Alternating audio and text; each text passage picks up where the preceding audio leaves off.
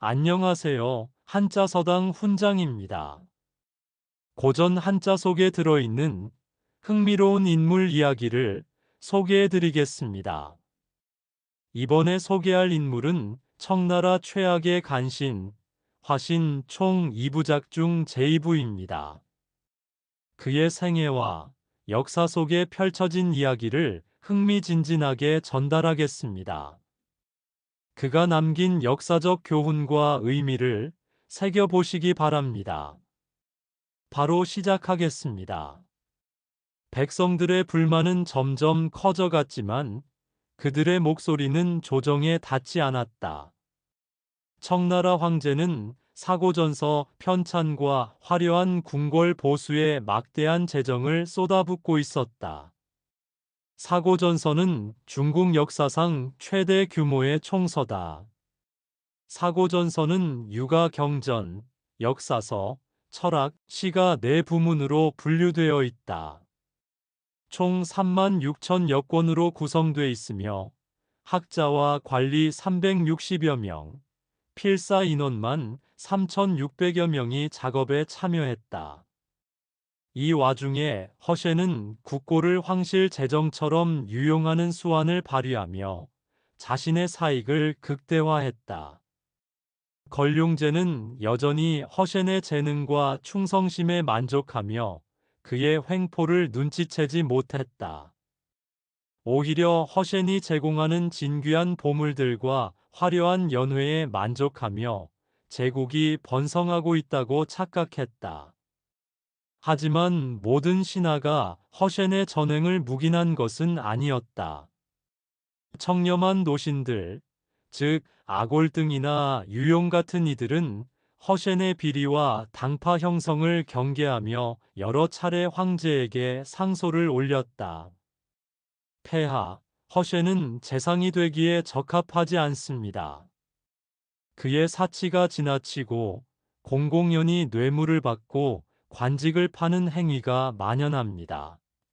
이는 국법을 어지럽히는 행위이자 만백성을 도탄에 빠뜨리는 일입니다. 유용의 상소는 비수처럼 날카로웠다. 그러나 걸륭제는 이들의 상소를 허셴에게 보여주며 조롱하듯 말했다. 허셴, 이들이 자네를 시기하는 것이 분명하네. 짐은 자네의 능력을 믿으니 걱정 말게. 자네의 뛰어난 재주와 충성심을 이들이 알 리가 없지. 걸륭제는 자신의 눈에 든 허셴의 젊고 비범한 모습에서 과거 위시 황귀비의 모습을 투영하며 심리적인 위안을 얻고 있었다. 노쇠해가는 황제의 감정적인 공백은 허셴에게 권력을 강화하는 중요한 발판이 되었다. 허셴은 오히려 이들의 상소를 통해 누가 자신의 반대편에 서 있는지를 정확히 파악하고 있었다. 황제의 총에는 마치 날개와 같으니 나는 이 날개로 하늘을 날아오를 것이다. 감히 나의 길을 막아서는 자는 누구도 용서치 않으리라. 허쉐는 이미 간신의 면모를 완성해 가고 있었다. 1783년 1월, 걸륭 48년, 허쉐는 이제 명실상부한 조정의 실세였다. 호부시랑, 내무부 총관, 부황사, 어전대신 등의 요직을 겸하며 군사, 재정, 인사권을 동시에 장악했다. 그의 주변에는 허당이라는 거대한 당파가 형성되었고 국고와 황실 재정을 사유화하는 그의 부패 체제는 거침없이 운영되었다. 그러나 그의 권력이 커질수록 그의 앞에는 거슬리는 인물들이 나타났다. 그것은 바로 자신에게 충성하지 않는 청렴한 대신들, 그리고 황제와 오래된 인연을 맺어온 종실의 왕공 대신들이었다. 허쉐는 이들이 언젠가 자신에게 비수를 꽂을 수 있음을 직감했다. 권력을 잡았으니 이제 그 권력을 온전히 지켜야 한다. 그러려면 거슬리는 모든 장애물을 제거해야 한다. 권력은 나눌 수 없는 칼과 같은 것. 그의 마음속에는 냉혹한 결단이 자리했다. 허셰는 걸륭제의 총애를 무기로 가장 위협적인 정적들을 하나씩 제거하기 시작했다. 그는 노쇠한 걸륭제의 눈과 귀를 교묘하게 막았다. 걸륭제에게 올라가는 모든 상소와 보고서는 허셴의 손을 거쳐야만 했다. 그는 자신에게 불리한 상소는 미리 걸러냈고 반대파의 움직임을 담은 보고서는 조작하거나 왜곡하여 황제에게 전달했다. 허셰는 자신이 구축한 정보망을 활용하여 어사대와 도찰원, 즉 감찰기관에서 반대파에 대한 탄핵 상소를 올리기 전에 미리 정보를 빼냈다. 그는 그 정보를 역으로 이용해 그들의 사소한 과오를 부풀려 황제에게 고했다. 폐하, 좌찬성 아가는 재물에 욕심이 많아 지방 관리들에게 뇌물을 받았다고 하옵니다. 소신의 눈으로 직접 확인했습니다. 그는 재물로 관직을 매수하려 했던 간악한 자입니다. 아가가 과거 지방 관료에게 받은 작은 선물은 허셴의 입을 통해 거대한 뇌물 사건으로 둔갑했다. 아가는 결백을 주장하며 항변했으나 걸륭제는 이미 허셴의 말만 믿는 지경이었다. 결국 아가는 모든 관직을 박탈당하고 낙향했다. 그 대신 허당의 핵심인 소송학이 아가의 빈자리를 꿰찼다. 한 번은 노신 유용이 허셴의 부패를 고발하는 상소를 올리려 하자 허셴은 그 정보를 미리 입수했다. 유용이 황제에게 상소를 올리기도 전에 허셴은 오히려 유용이 황실의 보물 관리 규정을 위반했다는 거짓 정보를 황제에게 흘렸다. 폐하 유용은 청렴함을 가장하지만 그의 서재에는 황실 소속 국가재산인 진귀한 서화들이 가득합니다. 이는 황실의 법도를 어긴 것입니다. 또한 그가 보관하던 황실 어제 시문집 중 일부가 훼손된 것을 확인했습니다. 필시 그의 불경함이 도를 넘은 것이옵니다. 걸륭제는 유용을 불러 질책했고 유용은 결백을 주장했지만 황제의 마음은 이미 허센에게로 기울어져 있었다. 노쇠한 걸륭제는 자신의 눈과 귀를 허센에게 의존하기 시작했다. 그는 복잡한 국사를 처리하는 것을 귀찮아했고 허센의 말을 맹목적으로 신뢰하는 경향이 생겨났다. 허센의 말솜씨는 더욱 정교해져 황제의 의심조차 눈 녹듯 사라지게 만들었다. 자네가 하는 일이라면 짐은 믿네. 허셴, 이 늙은 짐에게는 자네만이 유일한 위안이라네. 황제의 절대적인 신임은 허셴에게 정적 제거의 정당성을 부여했다. 그는 이 시기 자신의 집안 계보에 묵묵히 저항하며 여전히 허셴의 권력 확장에 불만을 품은 친형 허성이의 관직을 강제로 박탈하고 변방으로 유배 보냈다. 피부치마저 가차없이 내치는 그의 냉혹함은 허당 내에서도 서늘한 공포감을 조성했다. 1784년 걸륭 49년 허셰는 마침내 군기 대신에 임명되며 청나라 최고 권력 핵심부에 완전히 안착했다. 군기 대신은 군기처의 수장으로 황제 직속의 최고 국정자문 및 정책 결정 기관이었다. 군기처는 국가의 모든 군사, 외교, 내치에 관한 중요 사안을 다루며 황제의 직접적인 명령을 수행하는 핵심 중추였다. 이제 허셰는 군사, 재정, 인사, 감찰, 그리고 국정 전반에 걸친 모든 권한을 손에 넣게 된 것이다. 그의 잔혹한 면모는 수면 위로 드러나기 시작했다. 정적들을 제거할 때 그의 어조는 냉혹하고 무자비했다. 각하의 명령은 곧 황제의 뜻과 같습니다. 감히 각하의 뜻을 거스르는 자는 누구도 용서치 마십시오. 허당 일파는 허셴의 그림자 아래에서 맹목적으로 움직였다. 조정은 허셴의 독주로 인해 활력을 잃었고 올곧은 소리는 점차 사라져갔다. 이 시기 허셴은 단순한 간신을 넘어 걸륭제의 권력을 자신의 것처럼 행사하는 이황제의 전조를 보이기 시작했다.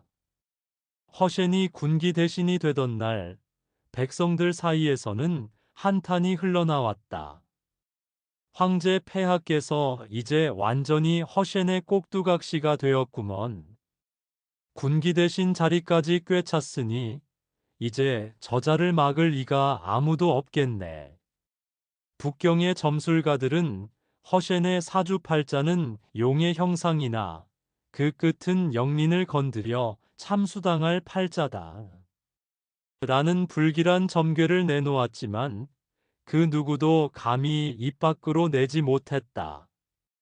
그의 막강한 권력은 더 이상 누구도 견제할 수 없는 수준에 이르렀다. 조정 내부는 문영을 비롯한 만주 종실 대신들과 유용과 같은 한족 청렴 관료들, 그리고 허셴의 허당 세력으로 나뉘어 첨예한 갈등을 겪었다. 허셴은 이러한 파벌 싸움 속에서 자신에게 유리한 정보를 조작하고 황제의 불신을 심는 이간질로 상대 파벌을 무너뜨렸다. 군기천은 허셴의 손에 장악되었고 그를 통해 모든 군사 명령과 재정 배분이 이루어졌다. 그의 이름은 이제 제국을 쥐락펴락하는 절대권력의 상징이 되었다. 1785년 1월 걸륭 50년의 새해가 밝아왔다. 허셴은 문현각 대학사의 직책을 겸임하며 군기 대신으로서 명실상부한 청나라 최고 행정권력을 장악했다. 문현각 대학사는 내각 대학사의 최고 위직 중 하나로 황제의 조칙을 기초하고 국정을 총괄하는 최고 학술행정 직책이었다. 이제 그의 결재 없이는 국사가 한 발자국도 나아갈 수 없는 지경에 이르렀다. 허셴의 집무실은 쉴 틈 없이 오가는 관리들로 북새통을 이루었다.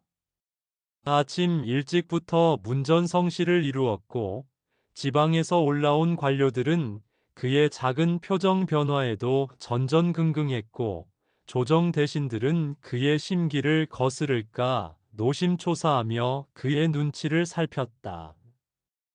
허 대감의 그림자 아래에서 제국이 움직이는구나. 황제는 그저 명분일 뿐 진정한 통치자는 허셴 대감일세.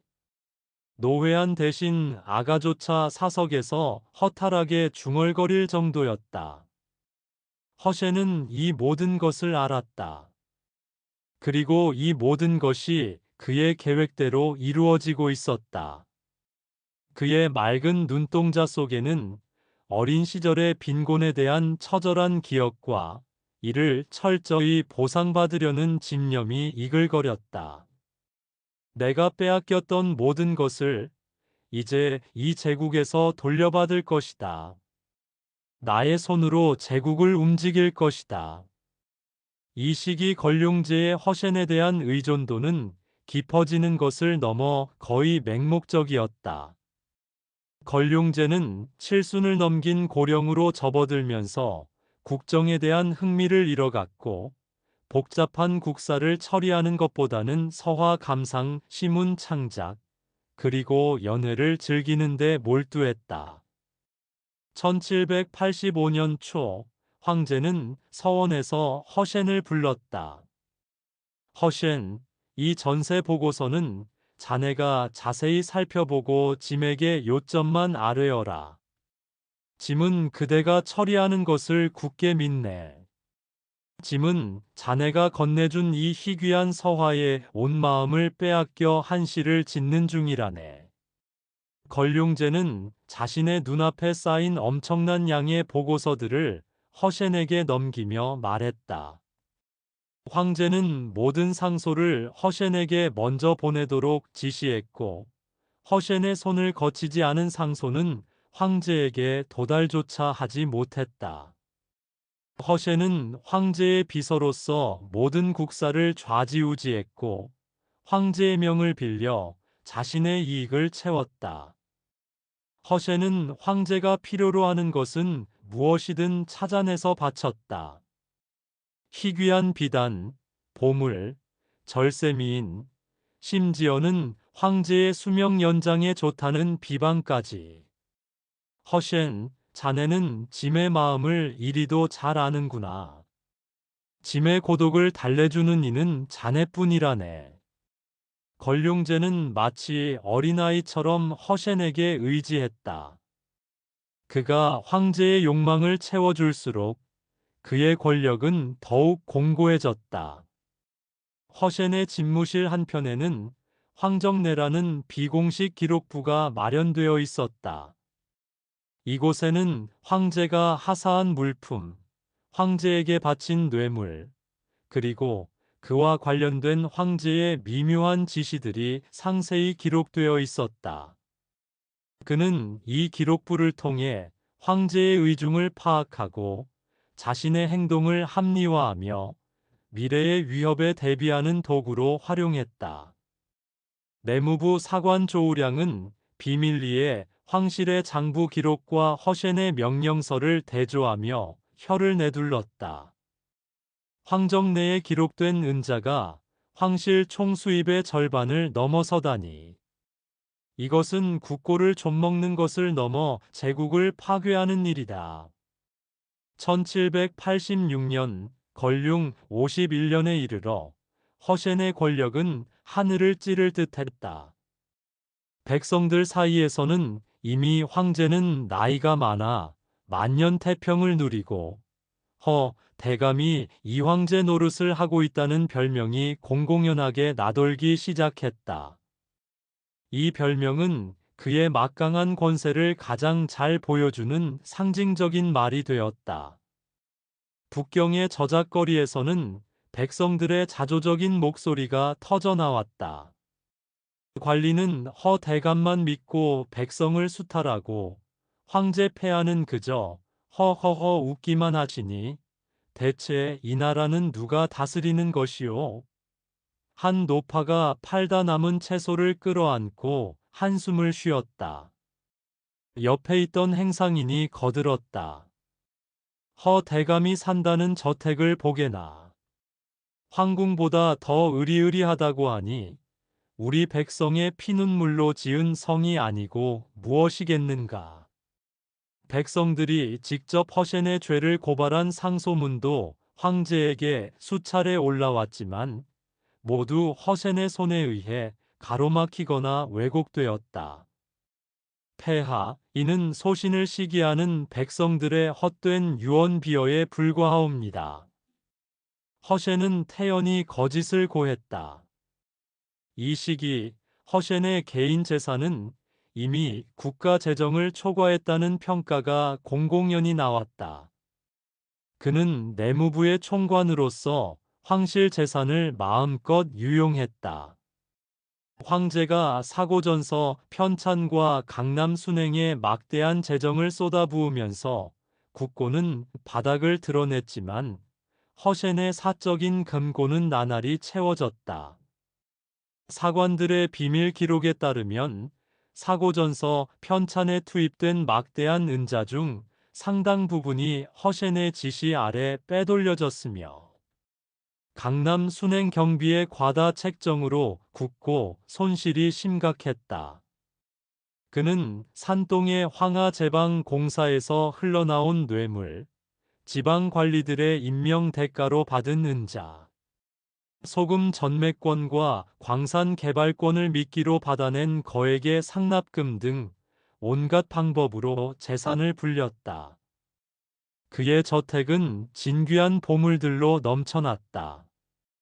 북경에 실제 위치했던 그의 대저택은 황궁의 장엄함을 모방한 건축 양식으로 지어졌으며, 내부에는 중국 고서뿐만 아니라 서양에서 온 신기한 도구들과 각국의 진귀한 서화들이 가득했고, 그 가치만 해도 천문학적이었다. 저택의 관리인은 밤마다 창고에 쌓이는 보물들을 보며 혀를 내둘렀다. 저게 다 도련님께서 황제 폐하의 총애로 얻으신 것이니 황제나 다름없지 않겠는가. 이러한 허센의 전횡 속에서도 그의 가족 관계는 더욱 황실과 밀접하게 연결되었다. 1786년 초 그의 아들 풍신은덕은 걸륭제의 막내딸인 고륜화 효공주와 성대한 혼례를 올렸다. 혼인 당시 송사 행렬은 북경을 가득 메울 정도로 화려했다.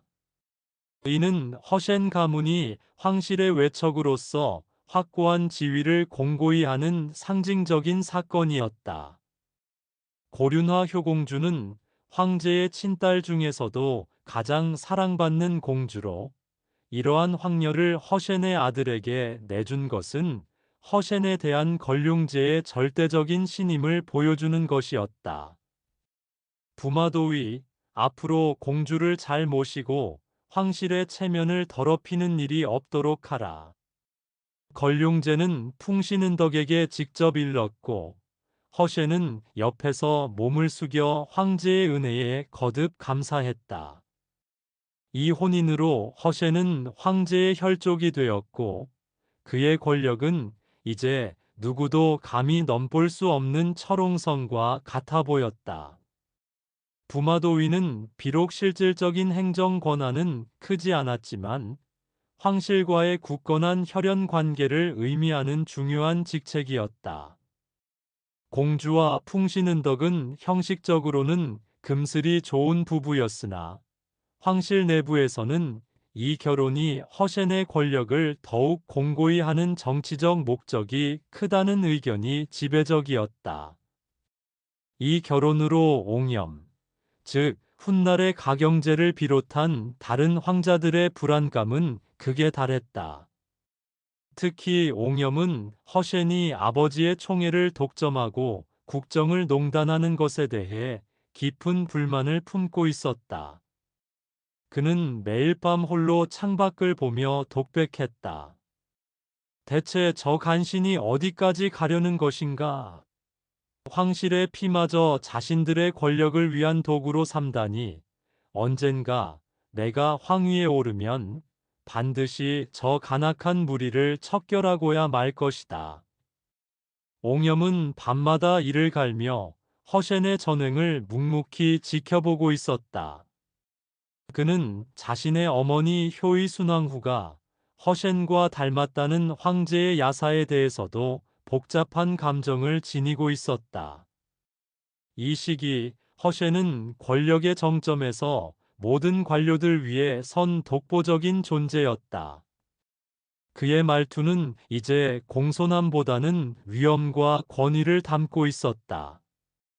이 나라의 근간은 황제 폐하의 영명함과 나의 헌신에 있는 것이다.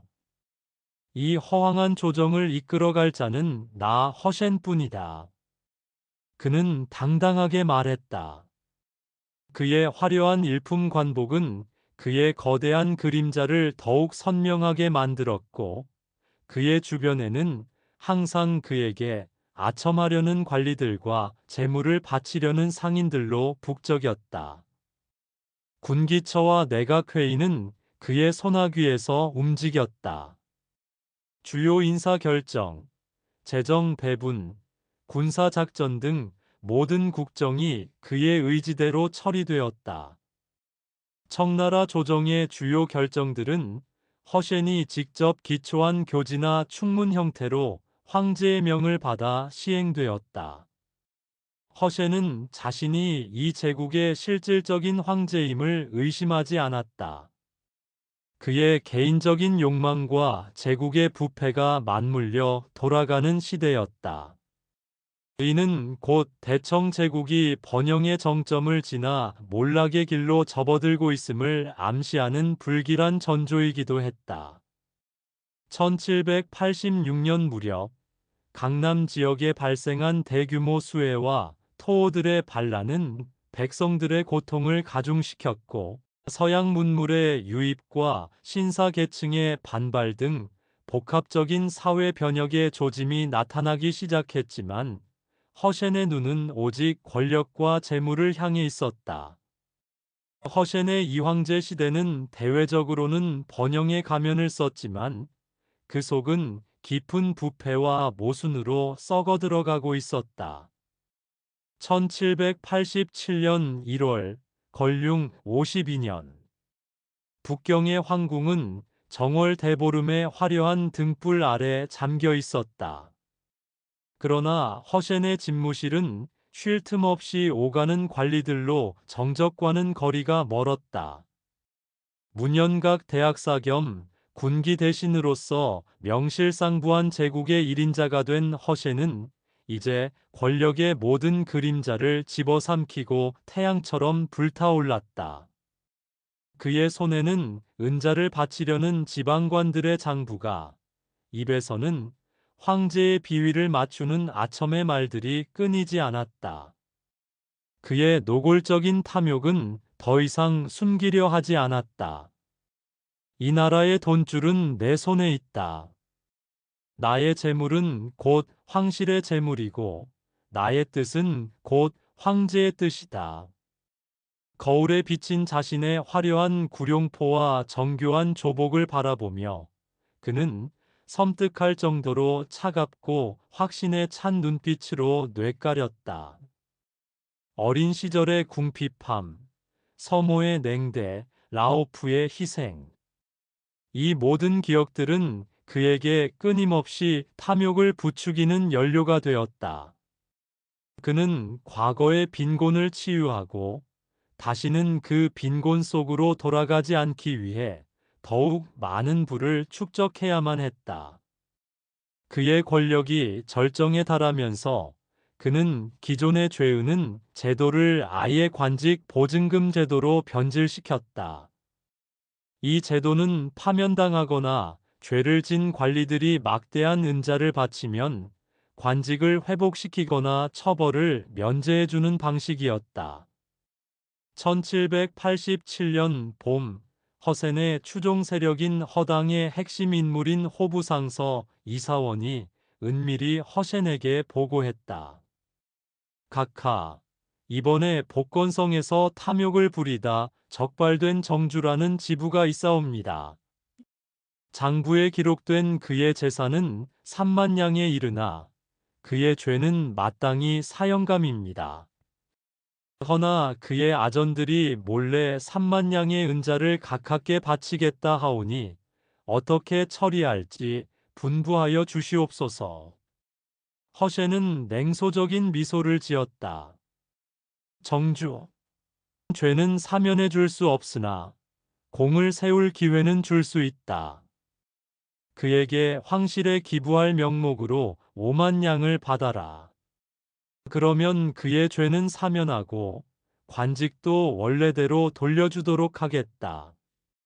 그리고 자네의 수고비는 만냥으로 하겠네. 이사원의 얼굴에 회심의 미소가 번졌다. 이처럼 죄은은 제도는 합법을 가장한 비리였다. 파면된 관리들은 황실에 충성심을 보이는 명목으로 막대한 은을 바쳤고 허센은 그들을 다시 관직에 앉히거나 처벌을 경감시켰다. 물론 이 은자의 대부분은 허센의 사적인 금고로 흘러들어갔다. 조정의 공식 문서는 죄은으로 인한 재정 수입이 늘어났다고 기록했지만 실제로는 국고와 허센의 주머니가 동시에 불어나는 방식이었다. 죄은응 제도로 거둬들인 수입은 국고와 허센 주머니에 나누어져 들어간 것이다. 내무부 사관 조우량은 죄은은을 통해 복직된 지방 관리들의 인사 서류와 상납 기록을 검토하며 경악했다. 그의 일지에는 금일 또다시 죄은은으로 복직된 자가 나타났다. 그 탐욕의 끝은 어디인가? 이 백성의 고혈로 쌓은 부가 과연 누구의 배를 채우는가? 라고 기록되었다. 1788년 허셴의 부패는 더욱 공고해졌다. 그는 지방 총독과 순무들에게 생일, 명절, 그리고 특별한 경사마다 공물이라는 이름으로 정기적인 뇌물을 바치도록 강요하는 방식을 만들었다. 이 공물은 명목상 황실에 바치는 것이었으나 실제로는 대부분 허셴의 손으로 들어갔다. 폐하, 각 지방에서 올라온 진상품입니다. 모두 폐하의 만수무강을 비는 충심에서 비롯된 것이옵니다. 허셴은 황제에게 형식적으로 일부를 바친 후 나머지는 자신의 창고로 보냈다. 지방 관리들 사이에서는 허셴에게 바쳐야 할 공물 명세서가 공공연하게 돌았다. 각 지방의 특산품은 물론 진귀한 보석과 금은 보화, 심지어 서양에서 들여온 희귀한 시계나 만년필까지 그 명세서에 채워져 있었다. 절강성 순무 서재보는 허셴의 사주를 받은 아전으로부터 그 명세서를 받아들고는 떨리는 손으로 상납금을 준비했다. 이 망할 놈의 세상! 백성의 피땀을 짜내 저 늙은 여우의 배를 채우라니. 한 해가 멀다 하고 공물을 바쳐야 하니 우리 지방 관리들은 대체 무엇으로 살란 말인가? 그는 속으로 욕설을 삼켰지만 거역할 수는 없었다. 허셴에게 밉보이면 관직은 물론 목숨까지 위태로울 수 있었기 때문이다. 내무부의 하급 관리들조차 허셴에게 아첨하기 위해 경쟁적으로 지방관들의 재산을 추적하고 상납 독촉에 가담했다. 아무개가 허 대감께 서양시계 3개와 명나라 시대 서화 한 폭을 바쳤다던데 자네는 무엇을 준비했는가? 하급 관료들 간의 은밀한 대화 속에는 허셴의 욕심을 채우기 위한 처절한 경쟁이 담겨 있었다. 1789년 그의 개인 재산이 공식적으로 청나라 정부의 1년치 재정 수입을 넘어섰다는 충격적인 기록이 내부에서 나왔다. 내무부의 사관 조우량은 비밀리에 황실 장부와 허셴 개인의 재산 증식 내역을 추적하다 경악을 금치 못했다. 이것은 상상 그 이상이다. 국가의 부가 저 개인에게로 모두 흘러들어가고 있다니. 제국의 몰락이 눈앞이다. 그의 사전은 화화저택이라 불리며 궁궐에 버금가는 규모와 사치를 자랑했다. 북경시가지 한복판에 자리한 그의 저택은 무려 120개의 방을 가지고 있었으며 그 안에 채워진 보물들의 가치는 감히 헤아릴 수 없었다. 이 저택의 정원은 각 지방에서 진상된 진귀한 화초와 기이한 바위들로 꾸며져 있었고 서양에서 들여온 분수대와 시계탑이 이국적인 풍경을 자아냈다.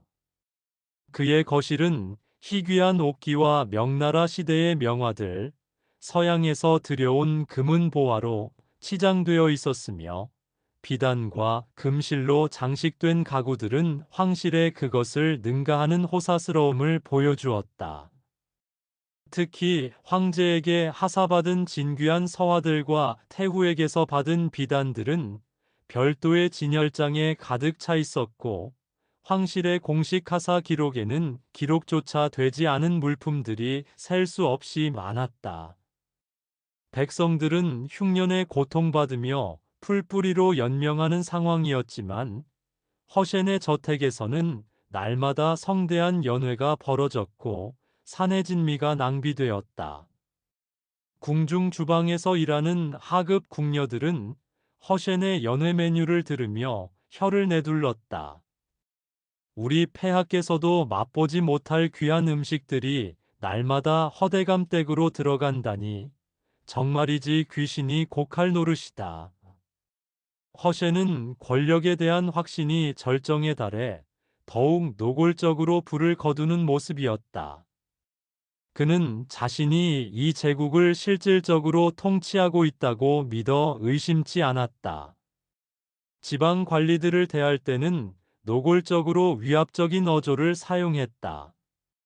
그대의 그 작은 잘못, 내가 어떻게든 해주겠소. 하지만 이번 내 생일에는 변변치 못한 곡물이라도 내야 하지 않겠소? 폐하께 상납할 물품도 없고 그의 말은 곧 은밀한 뇌물을 요구하는 협박이었다. 그의 몸에 걸친 관복은 최고급 비단으로 만든 구룡포와 정교하게 수놓아진 조복으로 일품 대신의 위엄을 넘어 황제와 비견될 정도의 화려함을 보여주었다. 허셴의 손에는 청나라의 돈줄이, 그의 발밑에는 제국의 부가 쌓여갔다. 백성들은 고통받고 국고는 비어갔지만 허셴의 금고는 황제의 만수무강을 비는 염원처럼 끝없이 부풀어 올랐다. 1790년 1월, 걸륭 55년, 허셴의 탐욕이 하늘을 찌르던 시기였다. 그해 여름, 대우나 연안을 중심으로 큰 홍수가 발생했다. 불어난 강물은 마을과 농지를 집어삼켰고 수많은 이재민이 발생했다. 백성들의 고통은 극에 달했지만 허셴의 사치는 여전했다. 그는 수의 복구와 이재민 구호를 위한 막대한 국고를 자신의 주머니로 빼돌리는데 여념이 없었다. 각하, 대우나 지역의 수에 이재민들이 속출하고 있습니다. 구호 자금 배정이 시급합니다. 호부 상서 소송하기 허셴에게 보고했다. 허셴은 미간을 찌푸리며 대답했다. 백성들의 고통을 모르는 바는 아니나 국고는 바닥을 보이고 있다. 일단 형식적으로 일부만 배정하고 나머지는 장마 이후로 미뤄라.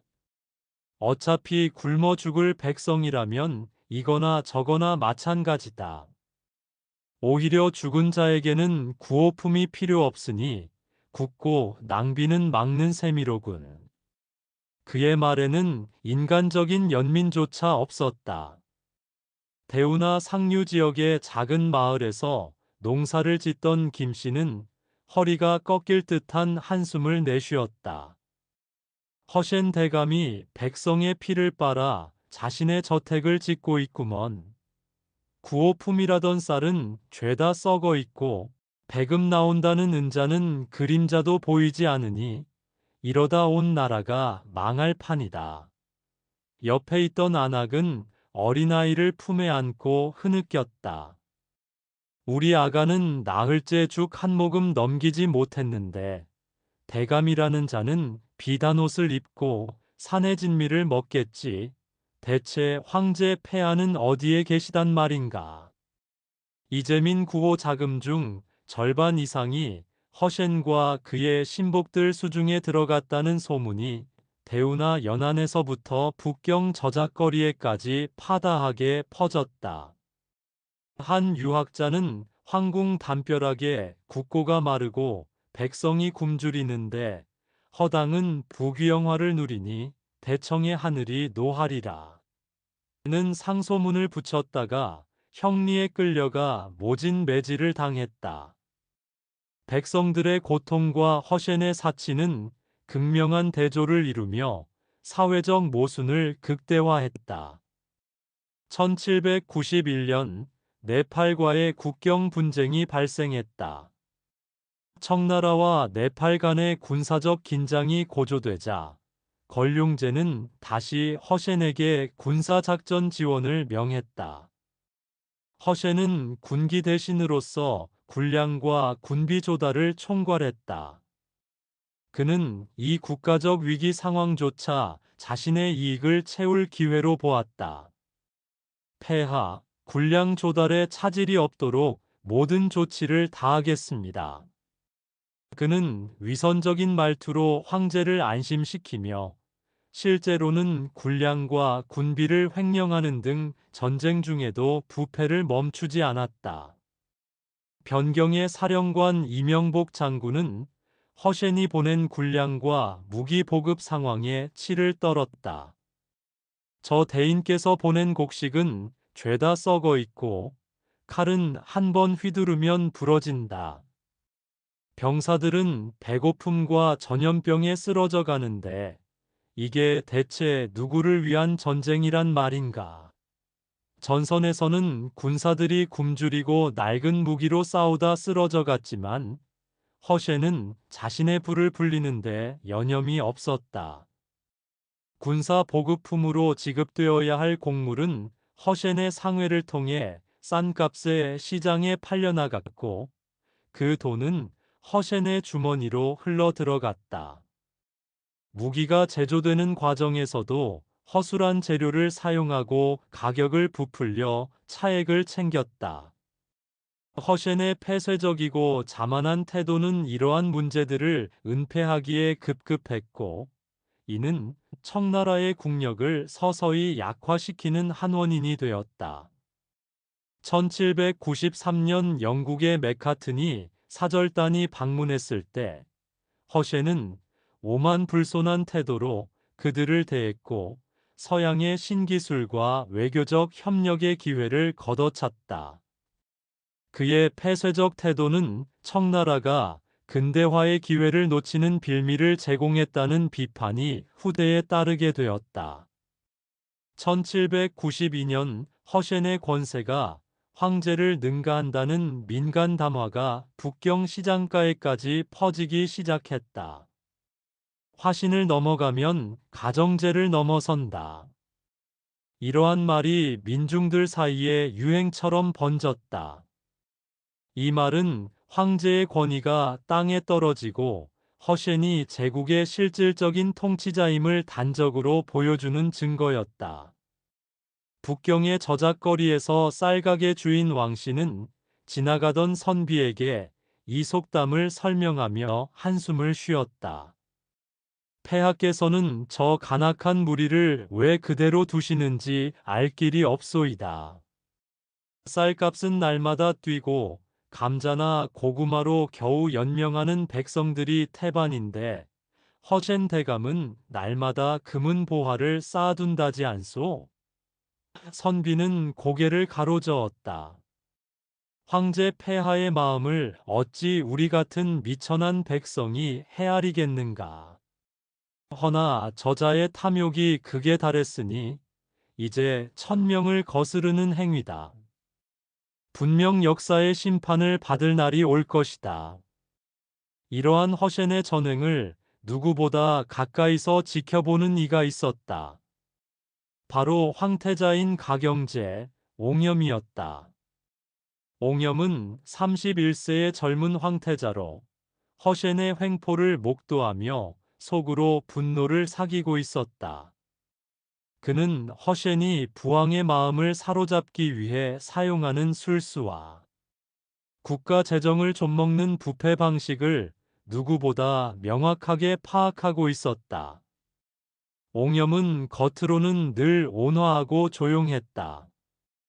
허셴 대인은 과연 부왕의 깊은 신임을 받고 있구나. 소자는 그저 부왕의 뒤를 이어 성정에 누가 되지 않도록 노력할 뿐이다. 그는 허셴에게 겉으로나마 공손함을 잃지 않았다. 그러나 그의 속마음은 불타오르고 있었다. 저 간악한 무리들을 반드시 내 손으로 척결할 것이다. 그날이 오면 너는 내 칼날을 피하지 못할 것이다. 그는 밤마다 자신의 침실에서 유용과 같은 청렴한 대신들의 상소문을 읽고 또 읽으며 허셴의 약점을 찾아내고 그를 제거할 계획을 세웠다. 그의 측근 중 하나인 왕부는 옹염의 이러한 결심을 굳건히 지지했다. 허셰는 국가 위기 상황에서도 자신의 이익을 우선시하며 간신의 본질을 적나라하게 드러냈다. 그는 황제 앞에서 위기 상황을 수습하는 척하며 오히려 자신의 이익을 챙기는 위선적인 말투를 사용했다.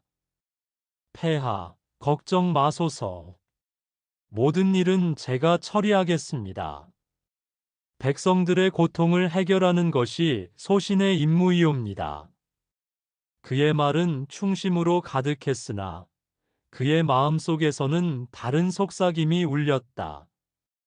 이 위기에서도 돈을 벌 기회가 있군. 홍수와 전쟁은 나에게 또 다른 부를 가져다 줄 것이다. 허셰는 자신이 세운 부패 이용 방식이 너무나 견고하다고 믿어 의심치 않았다. 걸륭제는 허셴의 말을 맹목적으로 신뢰했고 황태자의 불안감은 점점 더 깊어만 갔다. 1793년 1월 걸륭 58년 걸륭제는 82세의 고령으로 접어들면서 육체적으로나 정신적으로나 쇠락의 징후를 보이기 시작했다. 그의 기억력은 점차 흐려졌고 판단력도 예전 같지 않았다. 그는 이제 황제로서의 권위보다는 서화와 시문, 그리고 개인적인 향락에 더욱 몰두했다. 허셰는 이러한 노황제의 약점을 철저히 이용했다. 그는 황제의 건강 상태를 최대한 은폐하고 모든 상소문과 보고가 자신을 거쳐 가도록 만들어 사실상 황제를 고립시켰다.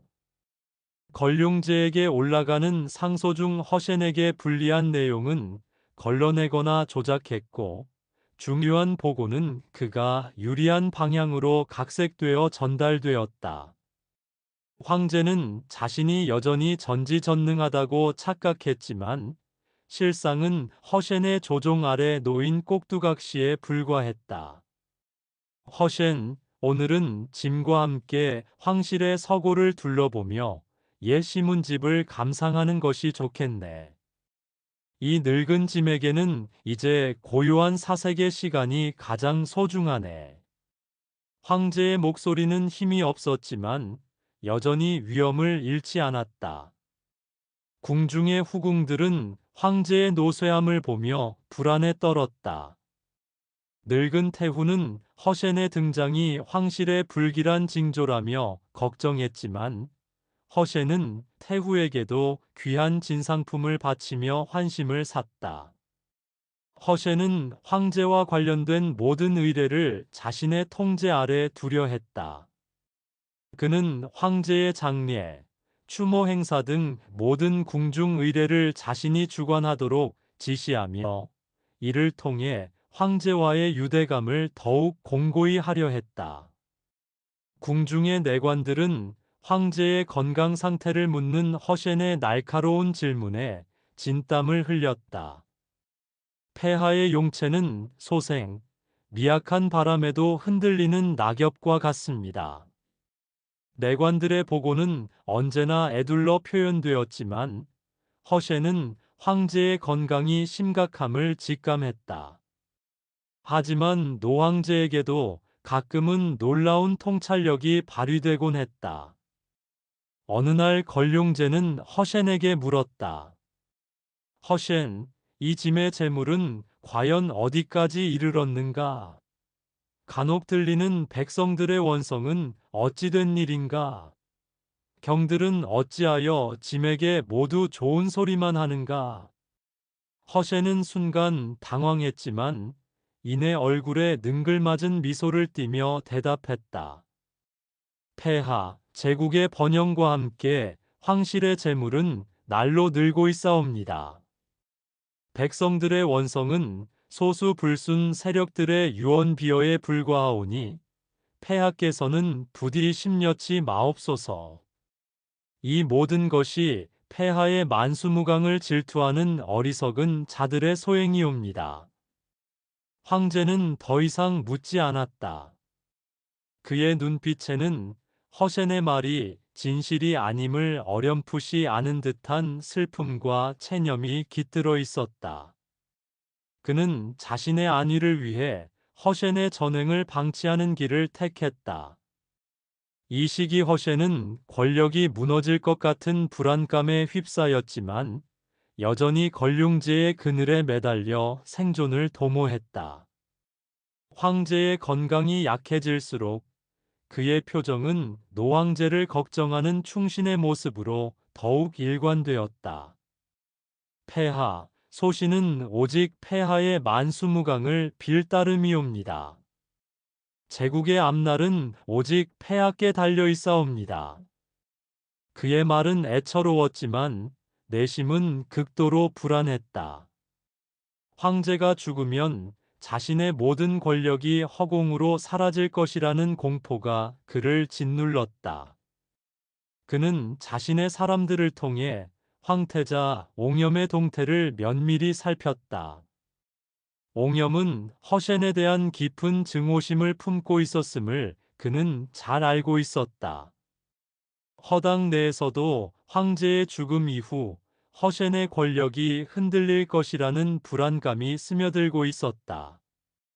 특히 허센의 아들 풍신은덕은 부마도위로서 황실 내 생활을 하며 아버지의 행동이 가져올 후폭풍에 대한 불안감을 점점 더 깊이 느끼고 있었다. 어느 날 밤 풍신은덕은 아내인 고륜화 효공주에게 조심스럽게 말했다. 공주, 아버님께서는 너무 깊은 늪에 빠지신 듯 하옵니다. 이대로는. 공주는 차분한 얼굴로 남편의 말을 들었다. 부마께서는 너무 염려치 마십시오. 태상왕께서 살아계시는 한 아무 일도 없을 것이옵니다. 그녀의 말은 희망보다는 위태로운 현실을 위장하는 듯 했다. 부부 사이에도 아버지 허센의 존재는 이미 깊은 균열을 만들고 있었다. 1795년 9월, 걸륭제는 즉위 60년을 맞아 중대한 결정을 발표했다. 짐은 조상들보다 더 오래 보위에 있지 않겠다. 강희대제의 61년 치세를 넘기지 않겠다. 그는 자신의 맹세에 따라 퇴위할 뜻을 밝혔다. 황궁은 충격에 휩싸였고 백성들은 황제의 결정을 칭송했다. 과연 성상폐하, 성인이시로다. 동시에 10월에는 황태자 옹염을 정식으로 그의 뒤를 이을 자로 지명했다. 허센은 공식적인 자리에서 황제의 결정에 눈물을 흘리며 환호했다. 이제 올 것이 왔다. 나의 운명은 어떻게 되는가? 태상왕을 모시는 공로를 빌어 계속해서 황제의 옆자리를 지키겠다는 새로운 계획을 세웠다. 12월, 걸륭제는 양심전에서 허센을 불렀다. 노황제는 병색이 완연했지만 눈빛만은 형형했다. 그는 허센의 손을 잡고 의미심장한 말을 남겼다. 허센, 짐이 떠나면 너는 스스로를 잘 보존해야 하겠다. 내 능력은 출중하나 그 능력이 때로는 독이 될 수도 있음을 명심하거라. 짐은 네가 걱정되는구나. 황제가 없는 곳에서도 능히 살아남아 충의를 다하기를 바란다. 황제의 목소리는 작았지만 그 말 한마디에는 지난 세월 허센에 대한 황제의 복잡한 감정, 즉 애증과 불신, 그리고 염려가 고스란히 담겨 있었다. 허센은 눈물을 흘리며 황제의 손을 잡았다. 폐하, 소신은 오직 폐하의 충복입니다. 폐하의 은혜는 산이 높고 바다가 깊어 죽을 때까지 잊지 않을 것입니다. 그는 충성을 다짐했지만 그의 마음속에는 황제의 말뜻을 되새기며 섬뜩한 불안감이 엄습했다. 폐하께서는 나의 속내를 모두 꿰뚫고 계셨던 것인가? 아니면 그저 노환으로 인한 쓸쓸한 독백인가? 어쩌면 나에게 피할 길을 열어주려 하시는 것인가? 노황제의 그늘은 길었지만 그 그늘이 사라지는 순간 그의 세상도 흔들릴 것이라는 예감은 그의 뇌리를 떠나지 않았다. 이때 유용을 비롯한 충신들은 가경제와 은밀히 만나 허센을 견제하고 궁중 내 신구 권력 교체를 안정적으로 이루려는 계획을 짜고 있었다. 황실 내 권력 이동은 이미 시작된 것이었다. 1796년 1월 1일, 건륭 60년이자 가경 1년이 시작되는 역사적인 날이었다. 북경의 태화전에서는 대청 제국의 새로운 황제, 가경제가 등극하는 선양대전이 거행되었다. 화려한 의복을 입은 문무백관들이 운집했고 수많은 백성들이 황궁 담장 너머에서 역사의 순간을 지켜보았다. 태화전 중앙의 보좌에 새로 오른 가경제 옹염은 침착하고 위험 있는 표정으로 황제의 자리에 앉았다. 그는 허센의 전행을 묵묵히 지켜보며 때를 기다려온 36세의 젊은 황제였다.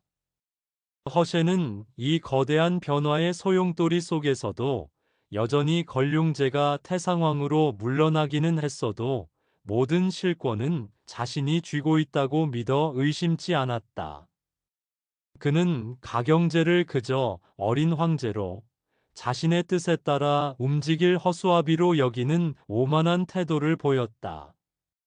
그의 얼굴에는 일말의 두려움도 없었다.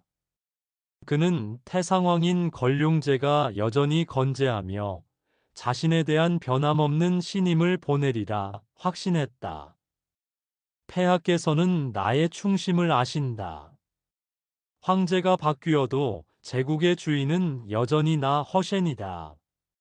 선양대전을 마친 후 태상왕 건륭제는 거처인 영수궁으로 돌아갔다. 허센은 건륭제가 자리에서 물러났음에도 불구하고 여전히 황궁의 모든 중요 사안을 자신의 손으로 처리했다. 가경제는 표면적으로는 허센을 극진히 예우하며 태상왕을 모시는 공로를 치하했다. 태화전에서 신하들과의 첫 조회를 마친 가경제는 허센을 따로 불러들였다.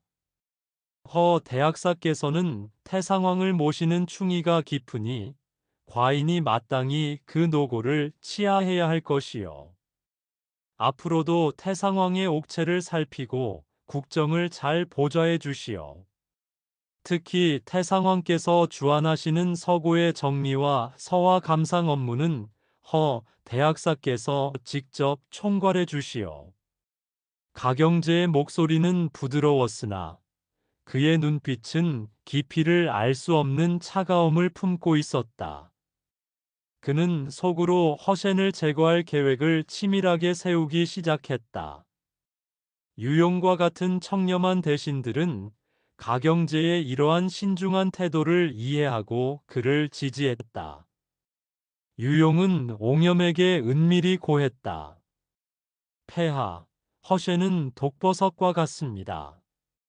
뿌리째 뽑아내지 않으면 다시 자라나 온 제국을 병들게 할 것입니다. 때를 기다리십시오. 태상왕께서 아직 건재하시니 그의 허점은 드러날 수밖에 없을 것입니다. 옹염은 유용의 말을 가슴 깊이 새겼다. 그는 서양의 맥카트니 사절단이 청나라에 다녀간 후 대청 제국의 쇠퇴를 눈치챘고 그 근본 원인이 허센과 같은 간신들의 부패에 있다고 판단했다. 결정적인 핵심 장면은 선양대전 직후 영수궁에서 일어났다. 허센은 태상왕 건륭제에게 태연하게 말했다. 태상왕 폐하, 여전히 모든 중요한 국사는 신에게 분부하십시오. 소신이 모든 것을 대신 처리하겠습니다. 어차피 황위를 물려주신 것은 태상왕께서 좀 더 편히 쉬시면서 국사를 하시려는 뜻으로 신은 이해했습니다. 그는 걸륭제가 여전히 실권을 쥐고 있음을 확인하고 있었다. 이 대화는 뜻밖에도 태상왕을 찾아온 가경제의 귀에 들어갔다. 가경제는 영수궁의 복도에서 허센의 말을 몰래 듣고 온몸에 전율을 느꼈다. 옹염의 얼굴은 차갑게 굳어졌다. 그의 옆을 지키던 시위대장이 속삭였다. 폐하. 가경제는 고개를 가로저으며 그를 제지했다. 감히 황제인 나를 미숙하다고 칭하며 태상왕의 권위를 빌려 모든 권력을 휘두르려 하는가.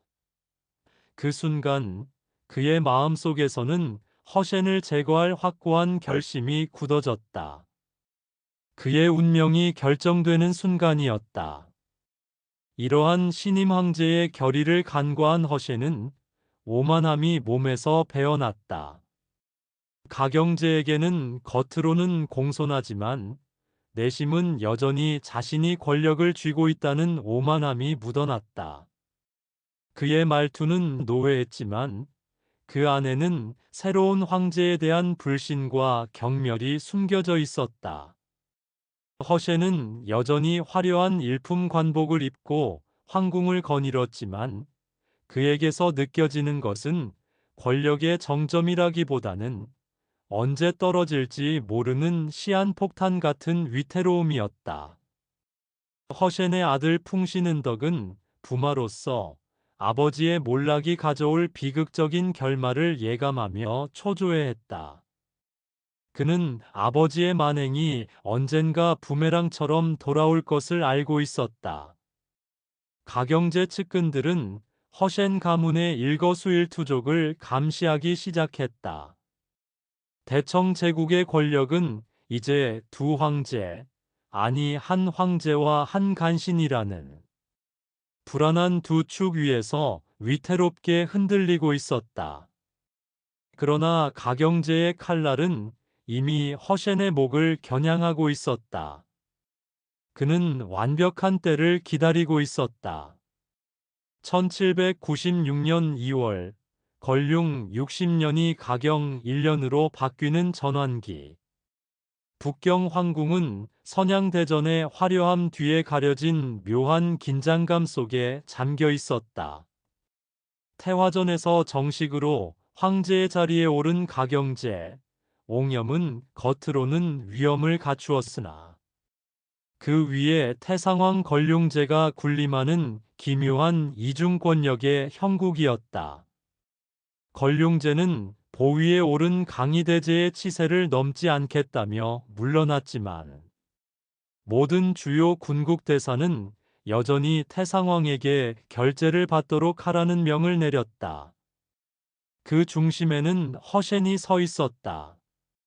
그는 태상왕의 명령이라는 거대한 방패막이를 내세워 제국을 자신의 손아귀에 넣고 있었다. 태상왕 걸륭제는 하루의 국정을 허센과 단 둘이서 처리하는 일도 많았고 결제된 모든 중요 문서는 허센의 결제인까지 찍혀야만 효력이 발생하는 기형적인 구조였다. 태상왕께서 여전히 만민의 아버지이시니 폐하께서는 태상왕의 뜻을 존중하시옵소서. 허센은 가경제에게 형식적인 공손함 뒤에 은근한 무시를 담은 말투로 국정을 좌우했다. 그의 화려한 구룡포는 황제의 용상보다 더 찬란하게 빛나는 듯했다. 궁중의 모든 문서와 보고는 여전히 허센을 거쳐 태상왕에게 올라갔고 태상왕의 지시는 허센을 통해 가경제에게 전달되었다. 태상왕 명령은 허센의 최후의 방패막이이자 동시에 그의 권력을 유지하는 가장 큰 기둥이었다. 조정 대신들은 허센을 지지하는 수구파와 가경제를 지지하는 실용파로 나뉘어 은밀한 대립을 이어갔다. 재상문영을 중심으로 한 실용파 대신들은 가경제의 뒤를 든든히 바치려 했지만 태상왕의 절대적인 권위 앞에서는 속수무책이었다. 폐하, 허쉐는 태상왕의 옥체를 살핀다는 명목으로 모든 국정을 농단하고 있습니다. 이대로는 황제의 권위가 땅에 떨어질 것입니다. 지난번에 군기처에서 올린 금천 군무 보고서도 허센의 손에서 내용이 바뀌어 태상왕께 전달되었습니다. 문영은 가경제에게 읍소했지만 가경제는 그저 침묵할 뿐이었다. 그의 얼굴은 분노로 굳어 있었지만 때는 아직 아니었다. 때는 반드시 온다. 독한 약은 천천히 스며드는 법. 옹졸한 자는 급하게 행동하여 스스로를 망친다. 나는 인내하리라. 가경제의 눈빛은 매일 밤 허센의 일거수일투족을 기록하는 밀지에 박혀 있었다. 1796년 5월, 가경제는 즉위 후 첫 번째 인사 발령을 시도했다. 자신에게 충성하는 이부시랑 왕부를 요직인 호부상서에 임명하려 한 것이다. 의는 호부의 실권을 허센의 신복인 호부상서 이사원에게서 빼앗아 오려는 시도였다. 그러나 황제의 뜻은 허센에 의해 가로막혔다. 황제는 어전회의에서 자신의 결정을 발표했다. 금일부로 이부시랑 왕부를 호부상서에 임명하고 말이 채 끝나기도 전에 허센은 고개를 숙인 채 냉정하게 끼어들었다.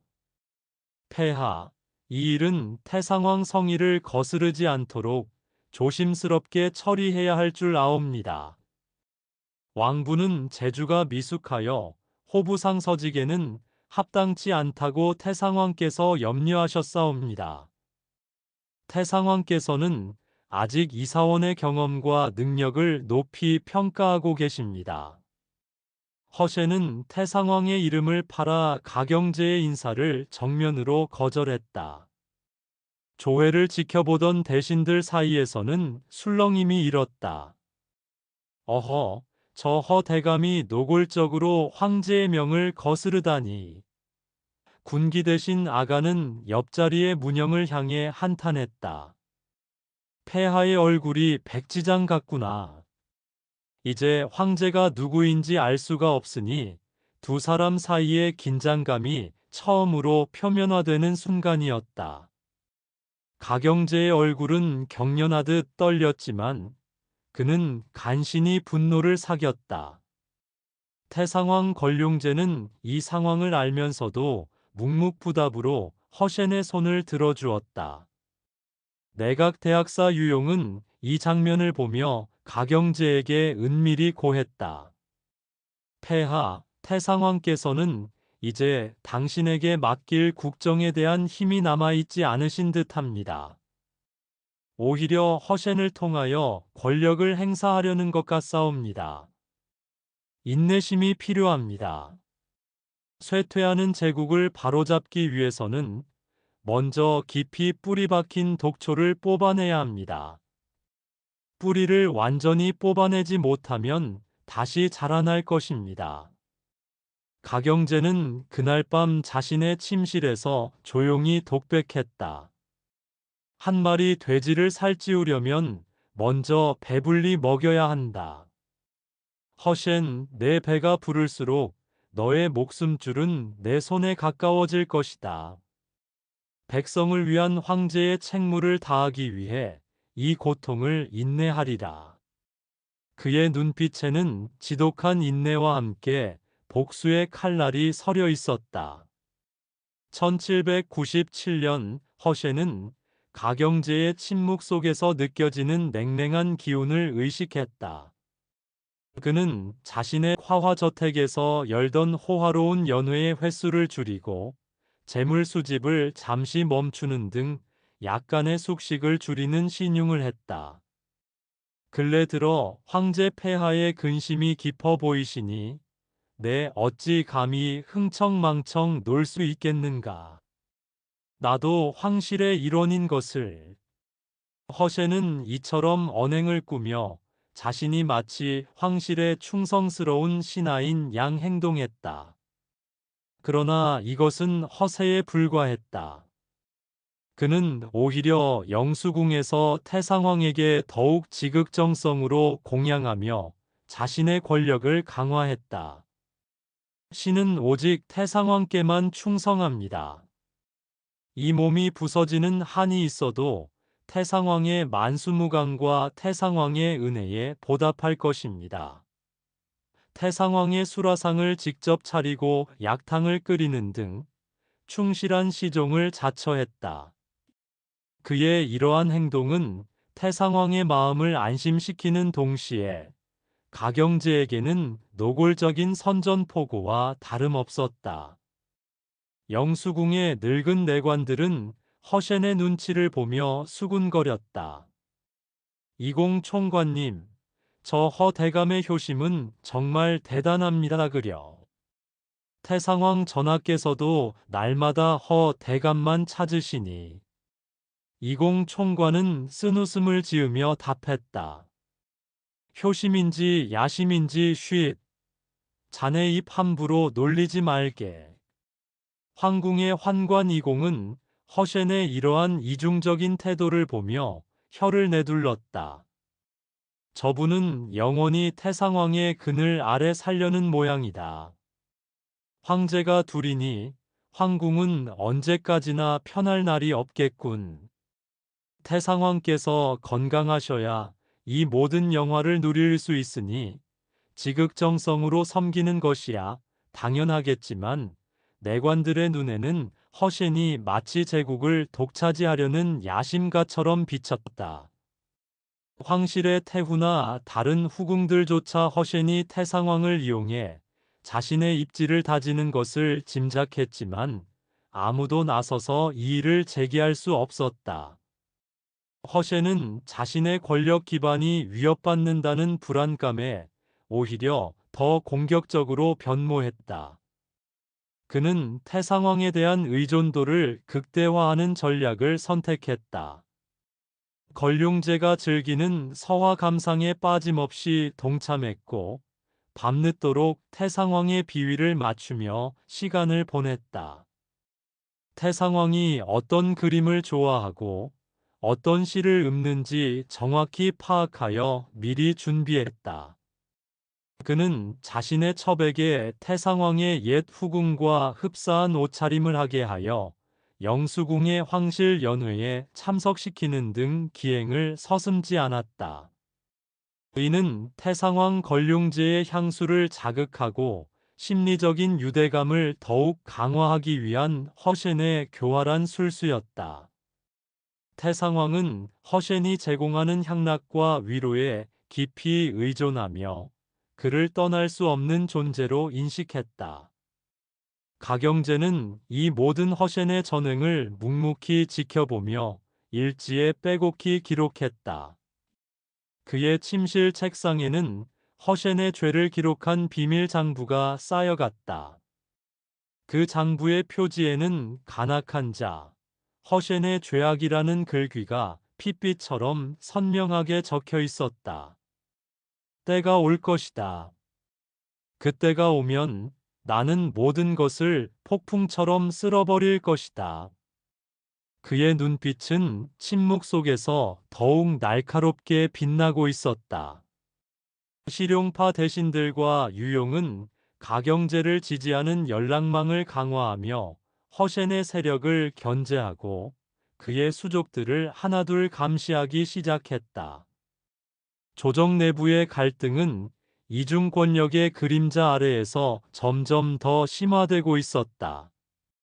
가경제 측의 감찰관들은 허센이 지명한 지방 관료들이 올리는 공물 목록과 재정 장부를 면밀히 대조하며 비리 증거를 확보해 나갔다. 젊은 실무 관리들은 허센이 자리를 비운 사이 그의 집무실에 침투하여 문서를 필사하고 그의 재산 목록을 비밀리에 작성하기도 했다.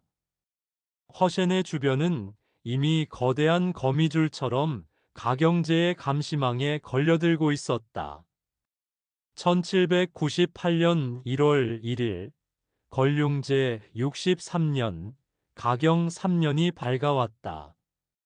새해를 축하하는 황궁의 화려한 연회 뒤편에서는 제국의 심장부를 갉아먹는 대내외적인 위기가 고조되고 있었다. 서쪽 변경, 특히 후베이성에서 시작된 백년교도의 난은 이미 수십만 명의 농민들을 집어삼키며 사천성과 섬서성까지 확산되어 갔다. 백년교도의 난은 허센의 부패 정치로 고통받던 민중들의 분노가 폭발한 결과였다. 몇 년 전 대우나 연안을 강타한 홍수 피해를 제대로 복구하지 않고 구호 자금마저 횡령한 것이 난의 직접적인 불씨가 되었다. 농민들은 흉년과 착취에 시달리다 결국 진난이 일어나니 천하가 태평하리라 를 외치며 봉기했다. 주요 지도자로는 왕산과 서천덕이 있었는데 그들은 미륵불의 현신을 자처하며 억압받던 농민들에게 구원의 메시지를 전파했다. 황궁의 화려함과 허센의 사치스러운 저택과는 극명하게 대비되는 민중의 고통은 제국의 파멸을 예고하는 불길한 전조였다. 백성들은 감자나 고구마로 겨우 연명하는데 허 대감은 날마다 금은 보화를 쌓아두는구나. 하늘도 노하실 일이다. 북경의 시장 바닥에서는 상인들이 한숨을 쉬며 나라의 앞날을 걱정했다. 1798년 3월, 백년교도의 난은 최고조에 달했다. 후베이성을 휩쓴 백년교도들은 주요 도시를 함락시키며 기세를 떨쳤다. 황제는 난을 진압하기 위해 군대를 파견하고 허센에게 군수 물품 조달을 명령했다. 허센은 군기 대신으로서 군량과 군비 조달을 총괄했다. 그러나 그는 이 국가적 위기 상황조차 자신의 마지막 이익을 채울 기회로 보았다. 각하, 이번 백년교도에 난 진압에 필요한 군수 물품 비용이 터무니없이 부족하다고 합니다. 이대로는 진압이 어렵다고 호부에서 보고가 올라왔습니다. 허센의 신복, 호부 상서 이사원이 보고했다. 허센은 냉소적인 미소를 지었다. 걱정 마라. 전쟁이 나면 나는 오히려 돈을 더 벌 수 있지. 군량과 군비는 늘리기 나름. 이번 전쟁이 나의 마지막 수확이 될 것이다. 백성들이야 죽든 살든 그건 천명이여. 그의 말은 탐욕으로 번들거렸다. 허센은 군량과 군비를 횡령하는 등 전시에도 부패를 멈추지 않았다. 군사 보급품으로 지급되어야 할 곡물은 허센의 상회를 통해 헐값에 시장에 팔려나갔고 그 돈은 허센의 감고로 흘러 들어갔다. 무기가 제조되는 과정에서도 질 낮은 재료를 사용해 원가를 줄인 만큼 차액을 챙겼다. 전선의 병사들은 굶주리고 조악한 무기로 싸우다 쓰러져 갔다. 후베이성의 작은 마을은 이미 폐허가 되었다. 곡식 도정기는 멈췄고 불에 탄 가옥에서 농민들의 시신이 즐비했다. 이런 썩어 빠진 군량으로는 적에게 당하고 말 것이다. 허센이라는 자는 백성의 목숨은 아랑곳 없이 자신의 배만 불리는 간악한 간신이다. 사천성 최전선에서 병사들의 고통을 지켜보던 장군 팽보정은 허센의 행각에 분노를 금치 못했다. 팽보정은 전장의 병사들, 그리고 전쟁으로 가족을 잃고 난민이 된 백성들을 보며 분노했다. 이대로는 이길 수 없다. 저 허센의 탐욕이 이 나라를 망치고 있다. 팽보정은 은밀히 가경제에게 서신을 보내 허센의 부패를 고발했다. 당시 8기군 내부에는 허센의 사람들과 팽보정처럼 청렴한 무관들 간의 반목이 극에 달해 있었고, 이로 인해 진압은 계속 실패를 거듭했다. 난민이 된 여성들은 아이들을 품에 안고 구호소를 찾아 헤매었지만 그마저도 허센의 부패로 인해 빈털터리였다. 1798년 7월 허센은 자신의 최측근인 소송학을 호광총독에 임명하며 마지막 권력 확장을 시도했다. 호광총독은 후베이성, 후난성, 광둥성, 광시성 등 광대한 지역의 군사와 행정을 총괄하는 요직으로 백년교도의 난이 확산되는 시점에서 매우 중요한 자리였다. 이 인사는 허센이 위기 상황조차 자신의 세력을 확장하는 데 이용했음을 여실히 보여주었다. 1798년 9월 가경제는 허센의 부패 증거 수집을 본격화했다.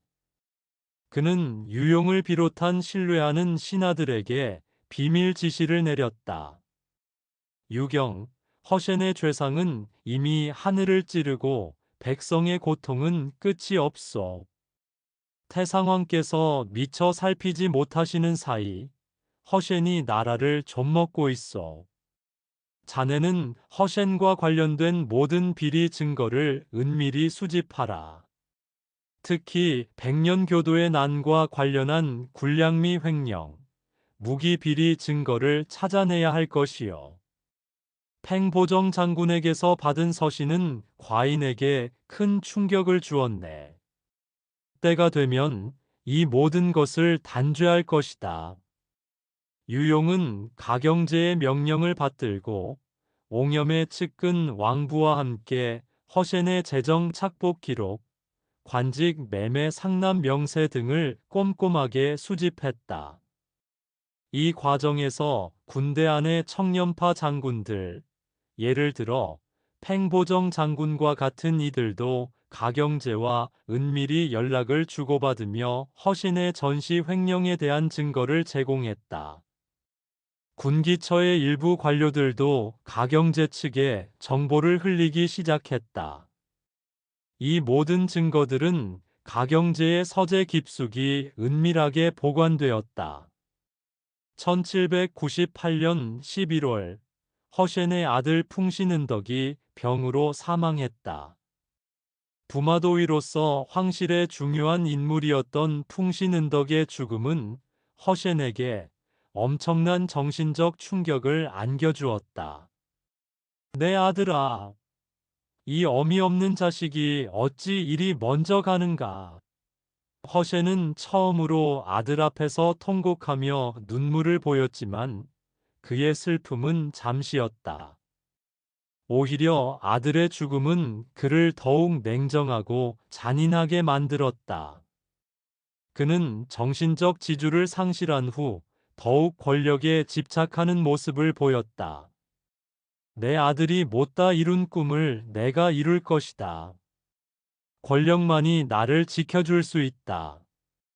더 높은 권력을 잡아야만 내 가족, 나의 남은 자손들을 지킬 수 있을 것이다. 그는 아들의 장례식마저 성대한 과시의 장으로 활용하며 자신의 재력과 황실과의 끈끈한 관계를 다시 한번 내보였다. 가경제는 허센의 이러한 잔인하고 냉혹한 본질을 다시 한번 확인하며 행동을 개시할 결심을 더욱 굳혔다. 그의 인내는 이제 한계에 다다르고 있었다. 백년교도의 난이라는 국가적 위기는 허센에게는 마지막 기회였으며 가경제에게는 허센을 척결할 절호의 명분이 되고 있었다. 1799년 1월 1일 가경 4년 희망찬 새해의 시작과 동시에 영수궁에는 불길한 기운이 감돌기 시작했다. 태상왕 권룡제가 병석에 눕자 황궁은 일순간 정적에 휩싸였다. 88세의 고령으로 노환이 깊어져 숨쉬기조차 힘든 지경이었다. 태상왕의 침전에는 의원들과 내관들이 숨죽여 오갔고 불안감이 감도는 궁궐의 모든 이들은 허센의 눈치만을 살폈다. 허센의 얼굴에는 초조함과 함께 계산적인 기색이 역력했다. 그는 권룡제의 죽음이 곧 자신의 몰락으로 이어질 것임을 직감하고 있었다. 허센은 시시각각 태상왕의 병세를 주시하기 위해 궁궐을 수시로 드나들었다. 그의 신복 소송학에게 은밀히 지시를 내렸다. 태상왕께서 붕어하시면 태상왕의 유언을 내가 직접 전할 것이니 한치의 오차도 없이 내 명령대로 움직여라. 폐하께서 승하하시기 전 나에게 황실의 재정을 온전히 관리하라는 밀지를 내리셨다고 퍼뜨려라. 어떤 일이 있어도 내가 황실의 모든 권한을 이어받을 것이다. 그는 태상왕의 유명을 조작하여 가경제의 황위를 흔들고 자신의 권력을 유지하려 발버둥쳤다. 그의 부인 풍신씨는 남편의 병적인 집착에 절망하며 밤낮으로 눈물을 흘렸다. 대감, 이제 그만하시옵소서. 이제 더 이상 돌이킬 수 없을지 모릅니다. 태상왕께서 떠나시면 저희도 함께 떠나야 합니다. 그녀의 목소리는 절규에 가까웠지만 허센은 듣지 않았다. 그의 마음은 이미 걷잡을 수 없는 탐욕과 권력에 대한 집착으로 병들어 있었다. 하지만 가경제는 이미 모든 수를 읽고 있었다. 1799년 1월 3일 가경제는 허센을 호상 대신으로 임명하며 권룡제의 상장례를 총괄하게 했다. 호상 대신은 황제의 상장례를 책임지는 직책으로 모든 의례와 절차를 주관해야 했으므로 황제가 붕어하면 이 직책을 맡은 대신은 자리를 비울 수 없었다. 이는 허센을 궁궐에 묶어두기 위한 가경제의 치밀한 함정이었다. 허 대학사, 그대는 태상왕의 가장 가까운 충복이었으니 태상왕의 상장례를 총괄할 적임자는 그대뿐일 것이요. 태상왕의 유고를 받들어 한치의 오차도 없이 진행하도록 하시오. 이 무거운 책무를 맡아주어 고맙소. 가경제의 목소리에는 단호함이 실려 있었다. 허센은 호상 대신 직책을 받아들고 겉으로는 영광스러워했지만 속으로는 차가운 섬뜩함을 느꼈다. 이것은 함정인가? 이 자리에서 나를 묶어두려는 수작인가? 그의 신복 소송학이 걱정스럽게 물었다. 각하, 이 자리는 위험합니다. 밖으로 나가지 못하고 궁에 갇혀 지내는 사이 폐하께서 다른 뜻을 품으실 수도 있습니다. 허센은 침묵했다. 그 역시 가경제의 의중을 의심했지만 태상왕의 유훈을 집행해야 하는 명분을 거역할 수는 없었다. 태상왕의 사망이라는 변수가 발생할 때 황실 내부의 권력 계승과 관련한 잡음이 발생하지 않도록 상례를 담당하는 것은 매우 중요한 임무였다. 허센은 가경제의 이러한 지시를 태상왕에 대한 자신의 충심을 끝까지 보여줄 마지막 기회라고도 해석했다. 1799년 1월 5일부터 8일까지 가경제는 자신의 처소인 서청에서 왕부, 유용 등 신뢰하는 신하들과 함께 허센 척결 작전을 최종 점검했다. 그들은 허센의 비리 증거를 다시 한번 확인하고 그의 측근들을 동시에 체포할 계획, 그리고 황실의 안정적인 권력 전환을 위한 모든 계획을 검토했다. 폐하, 모든 준비가 완료되었습니다. 태상왕의 붕어와 동시에 허셴 일파를 뿌리 뽑을 것입니다. 군기처와 호부, 내무부 등 그의 신복들이 장악한 모든 요직의 명단과 후임 인선까지 마쳤사옵니다. 유용의 목소리는 비장했다. 왕부는 군사적 지원을 확약하며 말했다. 시윈에 대신 허림의 군사 세력까지 완벽히 통제할 것이옵니다. 허셰는 결코 반격할 수 없을 것입니다. 가경제는 눈을 감고 지난 3년간의 인내와 고통을 되새겼다. 그의 복수심은 차갑게 얼어붙은 칼날처럼 날카로워져 있었다. 칠흑 같은 어둠이 북경의 새벽을 덮었을 무렵 황궁 깊은 곳에 드리워진 그림자 하나가 제국을 뒤흔들었다. 태상왕 걸룡제의 붕어 소식이 황궁을 넘어 북경 전체에 퍼지자 슬픔보다는 극도의 긴장감이 흐르고 있었다. 영수궁, 그 대전 앞에서 허셰는 호상 대신으로서 상복을 입고 서 있었다. 그의 곁을 지키던 허당의 핵심 인물인 호부상서 이사원은 잔뜩 얼어붙은 얼굴로 허셴에게 초조하게 속삭였다. 각하, 태상왕 붕어 소식에 폐하의 눈빛이 예사롭지 않습니다. 어서 빨리 태상왕의 유명을 조작이라도. 이사원의 말이 채 끝나기도 전에 태화전에서 가경제의 엄숙한 목소리가 황궁을 뒤흔들었다. 군기처는 즉시 전군에 비상경계령을 내리고 궁성문을 폐쇄하라. 모든 대신들은 황명을 기다리라.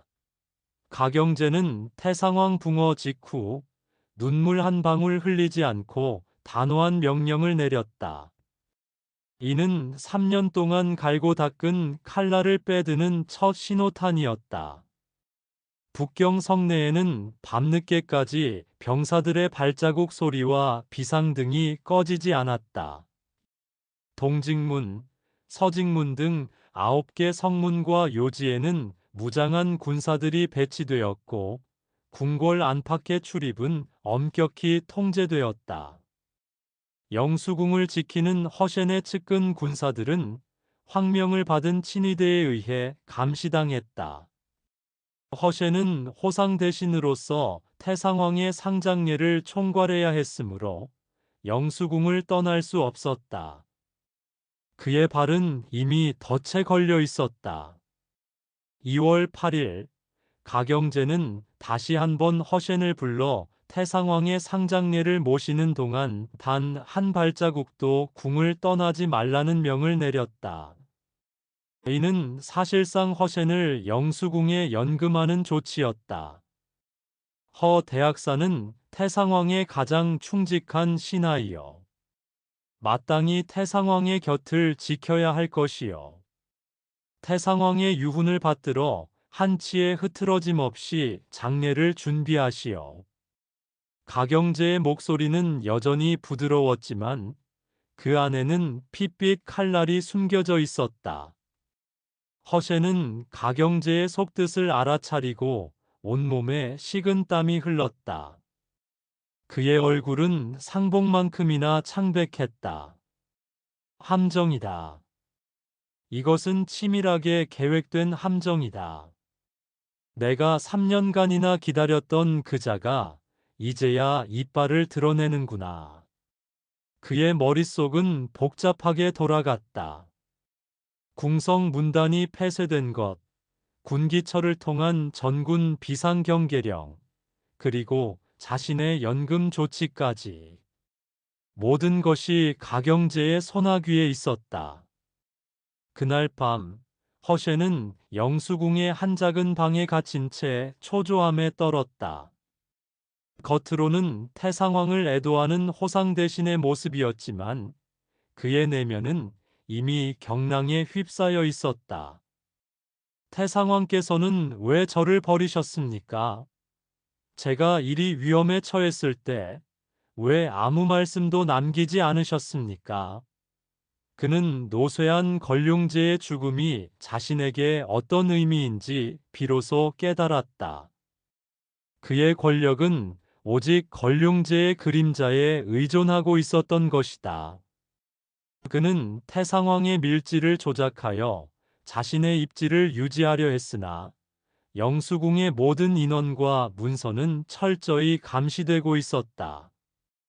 옆방에서 걸륭제의 약재를 관리하던 늙은 내관조차 그의 동태를 엿보고 있었다. 이공 총관, 허 대감의 얼굴에 핏기가 하나도 없으시네. 태상왕 붕어 소식에 그리 상심하신 걸까? 상심? 흐흐, 자네는 너무 순진하네. 이 궁궐에서 상복을 입고 우는 자는 슬퍼서 울고 또 다른 자는 불안해서 운다네. 이공은 차가운 눈빛으로 허센의 방을 흘끗 보았다. 2월 9일 새벽, 북경 시민들은 잠에서 깨어나 낯선 광경에 경악했다. 어이, 저게 무슨 일이야? 허 대감댁에 웬 군사들이 이리 많이 몰려갔나? 허센의 사저, 화화저택과 그의 별장들이 왕부가 이끄는 친위대와 내무부 관리들에 의해 봉인되고 출입이 통제되었다. 저택 앞에 모인 백성들은 웅성거렸다. 허 대감이 결국 천벌을 받는구나. 저 집에서 긁어모은 재물이면 우리 북경성 백성이 10년은 풍족하게 살겠다. 소문은 삽시간에 퍼져나갔다. 허센의 동생 허림과 신복들인 호부상서, 이사원, 군기 대신 소송악 등도 속속 체포되었다는 소식이 들려왔다. 허센의 아내 풍신씨는 자결을 시도했지만 실패했고 황실 친위대에 의해 감금되었다. 2월 10일 가경제는 유용을 총책임자로 하는 특별반부를 구성하고 허센의 비리 증거 수집을 시작하도록 명했다. 유용은 늙은 몸을 이끌고 허센의 저택으로 향했다. 폐하의 은혜에 보답할 때가 왔다. 이 나라의 근간을 다시 세워야 한다. 유용의 얼굴에는 비장함이 감돌았다. 반허센파의 젊은 관료들과 감찰관들이 특별반부에 합류하여 허센의 죄를 파헤치기 시작했다. 허센의 저택에서는 셀 수 없는 금은 보화와 진귀한 서화들이 쏟아져 나왔다. 그 목록은 이미 허센의 재산 규모가 청나라 1년치 재정 수입을 넘어선다는 것을 증명하고도 남았다. 궁궐 안팎에서는 허센의 몰락에 대한 환호와 함께 그의 죄를 묻는 소리가 점점 더 커져갔다.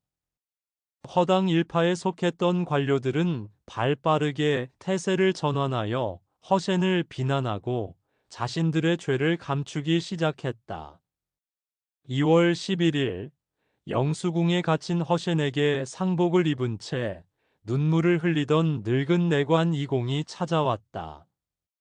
각하 모든 것이 봉인되었습니다. 이사원과 소송악, 심지어 허림 대인마저 모두 잡혀갔습니다. 허센의 귀에는 내관의 목소리가 몽롱하게 들렸다. 그의 몸은 마비된 듯 차갑게 식어갔다. 어릴 적 궁핍했던 기억, 서모의 냉대, 라오프의 희생. 그 모든 과거의 상처가 주마등처럼 스쳐 지나갔다. 그 순간 그의 머릿속에서는 어렴풋이 예전에 태상왕이 했던 의미심장한 말이 떠올랐다. 짐이 떠나면 너는 스스로를 잘 보존해야 하겠다. 그 말의 의미를 이제야 비로소 깨달았다. 이제 모든 것이 끝났구나. 그는 흐트러진 상복을 입은 채 주저앉아 절규했다. 그의 눈에서는 피눈물 대신 쓰디쓴 회한의 눈물이 흘러내렸다. 이공은 아무 말 없이 고개를 숙였다. 노회한 환관의 눈에도 허센의 몰락은 예정된 비극처럼 느껴졌다. 궁중의 모든 사람들은 권력의 이동을 감지하고 있었다. 태상왕의 부재는 허센에게 거대한 함정으로 변모하여 그를 사방에서 포위하고 있었다. 1799년 2월 12일, 가경 4년, 동이체 특이도 전에 영수궁에서 허센이 끌려 나왔다. 그의 얼굴은 피를 토한 듯 하얗게 질려 있었고 핏기 없는 입술은 바싹 말라 있었다. 상복은 땀과 눈물로 얼룩져 있었다. 그가 끌려간 곳은 대리시의 옥사였다. 대리시는 청나라의 최고 사법기관 중 하나로 중죄인들을 신문하고 재판하는 곳이었다. 짐은 그대를 호상 대신으로 임명했을 뿐 결코 짐의 눈을 피해 도망칠 수 있다고 생각하지 않았소. 가경제는 신문을 명하며 차갑게 말했다. 옥중 신문이 시작되자 허센은 처음에는 오만하게 대응했다. 폐하, 이 모든 것은 태상왕의 윤허를 받은 일이옵니다. 태상왕께서 신에게 모든 권한을 위임하셨사옵니다. 그는 끝까지 태상왕의 권위를 방패 삼아 자신의 죄를 부인하려 했다. 하지만 유용이 이끄는 심관들은 냉철했다. 대리시의 심관들은 가경제의 신임을 받는 젊은 학자들이었다. 심관 중 한 명인 주명은 허센의 오만함에 분노하며 서류를 탁자에 내리쳤다. 태상왕의 윤허. 과연 태상왕께서 국가 재정을 사유화하고 백성을 도탄에 빠뜨리라고 윤허하셨단 말인가? 어찌 감히 황제의 존엄을 더럽히는가? 이 모든 죄상은 이미 태상왕께서 재위하실 때부터 준비되어 있었다는 것을 모르는가? 심관들은 3년간 가경제가 수집한 방대한 증거 자료를 허센의 눈앞에 들이밀었다. 2월 13일, 허센의 화화저택에 대한 대대적인 수색 결과가 발표되었다. 왕부가 이끄는 수색대가 저택에서 쏟아져 나온 금은 보화를 보고 경악했다. 이것이 어찌 신하의 집이겠는가? 이는 황궁을 능가하는 규모다. 수색 보고를 받은 조정 대신들조차 충격에 입을 다물지 못했다. 금괴에는 황금 1,000만 양, 은괴에는 은화 6천만 양이 가득했고 그 외에 진주, 비취, 옥기, 희귀 서화, 보물들만 해도 셀 수 없었다. 내무부의 공식 재정장부와 대조해 본 결과 허센의 재산은 청나라 1년치 세입의 20배에 달하는 규모였다. 서양에서 들여온 고가의 시계 수백 점, 최상급 비단 수천 필, 황실 전용의 고급 어기까지 그야말로 제국의 부를 통째로 삼킨 듯했다. 북경 시민들은 허센의 저택에서 쏟아져 나오는 재물들을 직접 목격하며 탄식과 분노를 터뜨렸다. 저 재물이 다 우리 백성의 피땀으로 이루어진 것이로구나. 저런 자를 10년 넘게 재상 자리에 두었으니 하늘이 노하지 않고 배기겠는가. 시장 상인들은 발을 동동 굴렀고 늙은 농부들은 그 재산으로 자신들의 빼앗긴 땅을 되찾을 수 있을까 하는 희망을 품었다. 2월 15일, 신문은 더욱 깊어져 죄은은 제도와 관직 매매에 대한 전모가 드러났다. 허센은 뇌물로 받은 은자로 허당이라는 거대한 정치 파벌을 만들었으며 그들의 죄를 돈으로 덮어주고 요직을 팔아넘겼다는 사실이 낱낱이 밝혀졌다. 수많은 지방 관리들이 허센에게 뇌물을 바치기 위해 작성했던 편지, 상납 내역이 담긴 비밀 장부들이 증거로 제시되었다. 옥중에 갇힌 허셰는 자신의 죄상이 낱낱이 파헤쳐지는 것을 보며 점점 위축되었다. 그의 교만함은 사라지고 초췌하고 비참한 모습으로 변해갔다. 그의 눈빛은 희망을 잃었고 목소리는 쉬어 있었다. 모든 것은 다 태상왕의 뜻이었고 이를 잘못 받든 저의 잘못이옵니다. 소인 죄가 크옵니다. 그는 이제 태상왕의 권위를 방패 삼는 것도 포기했다. 2월 16일 유용은 가경제에게 20대 죄목으로 이루어진 초안을 올렸다. 그 죄목들에는 국가재정 횡령, 관직 매매, 황제 기만, 백성 수탈, 군량미 횡령, 백년교도의 난을 방치한 죄 등 헤아릴 수 없는 간악한 죄들이 포함되어 있었다. 그 죄상은 모두 사형에 해당하는 중죄였다. 이날 가경제는 허센에 대한 사형을 확정했다. 태상왕의 장례 기간 중에는 살생을 금하는 황실의 규정이 있었음에도 불구하고 가경제는 이례적으로 상례가 채 끝나기도 전에 허센에 대한 단죄를 결정했다. 그만큼 그의 죄가 크고 백성들의 원성이 높았기 때문이었다. 심관 주명은 허센에게 초안을 읽어주었다. 허센은 고개를 떨어뜨린 채 묵묵히 자신의 죄목을 들었다. 2월 18일 허센의 죄를 담은 최종 죄장이 가경제에게 올라갔다. 유용은 옥사를 나서며 가경제가 내린 결정을 상기했다. 폐하, 허센은 이미 오래전에 죽었어야 할 간악한 자입니다.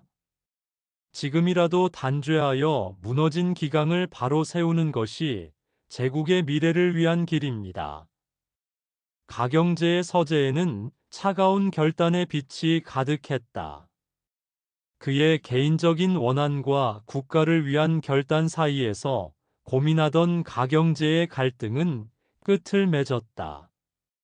그는 붓을 들어 죄장 말미에 붉은색 어결을 내렸다.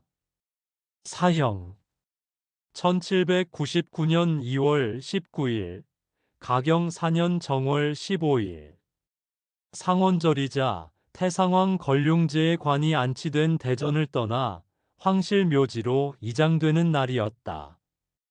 북경 성 밖에서는 거대한 장례 행렬이 이어졌고 백성들은 태상왕의 마지막 길을 배웅했다. 그러나 허센에게는 그의 삶의 마지막 날이었다. 새벽녘 가경제는 내관 이공을 대리시 옥사로 보냈다. 이공의 손에는 황제가 내린 밀지 한 장이 들려 있었다. 밀지에는 허센에게 사형을 확정하고 백장을 하사하여 자결을 명하는 내용이 적혀 있었다. 백장은 황족이나 고위 대신에게만 허락된 자결 방식으로 죄인이 최후의 체면을 지킬 수 있도록 배려하는 의미였다. 허센, 짐은 너를 차마 저작거리에서 참수할 수는 없으나 너의 죄는 죽어 마땅하다. 스스로 목숨을 끊어 황실의 마지막 자비를 받으라. 태상왕의 상장내에 누를 끼치지 말라. 가경제의 어명은 차가운 바람처럼 옥중 허센에게 전달되었다. 그의 목소리에는 개인적인 원한을 넘어 무너진 국가 기강을 바로잡으려는 황제의 단호한 결단이 담겨 있었다. 옥중의 허센은 백장을 받아들고 주저앉았다. 그의 초췌한 얼굴에는 회한이 가득했다. 어릴 적 궁핍했던 시절, 차가운 눈빛으로 자신을 멸시하던 서모의 얼굴이 떠올랐다. 나는 다시는 그 시절로 돌아가지 않으려 했을 뿐이다. 권력과 부만이 나를 지켜줄 것이라 믿었다. 과연 내가 무엇을 잘못했는가? 과연 내가 진정한 간신이었는가?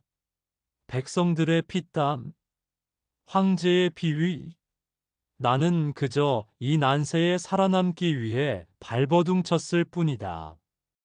나만이 이 황궁의 진정한 주인이 될 자격이 있다고 생각했다.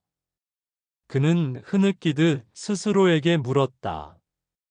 마지막 순간 허세는 백장을 바라보며 떨리는 목소리로 유언을 남겼다. 가경제는 결코 걸륭제가 될 수 없다. 나의 지혜와 능력을 감히 이해할 수 없는 자는 결국 제국을 쇠퇴시킬 것이다. 나는 잘못하지 않았다. 그저 황제의 총애를 받았을 뿐이다. 그 총애가 나의 죄인가?